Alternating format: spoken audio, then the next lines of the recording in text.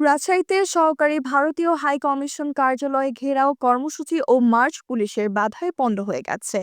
ভারতীয় আধিপত্য বিরোধী জুলাই ৩৬ মঞ্চ এর আহ্বানে মঙ্গলবার দুপুর ১২টায় ভদ্রা মোড় থেকে সহকারী ভারতীয় হাই কমিশন কার্যালয় পর্যন্ত লং মার্চ কর্মসূচির ডাক দেওয়া হয়। কর্মসূচি অনুযায়ী ১২:৩০টার দিকে মার্চ শুরু হলে হাই কমিশন কার্যালয়ের প্রায় ১০০ মিটার আগে পুলিশি ব্যারিকেড দিয়ে মিছিলটি আটকে দেওয়া হয়।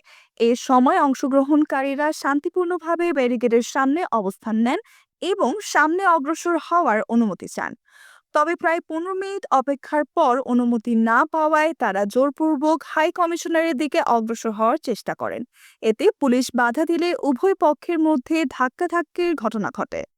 এ সময় আন্দোলনকারীরা পুলিশের বিরুদ্ধে তাদের গায়ে হাত তোলার অভিযোগ করেন। Nusrat Jahan, এফবিএন news desk.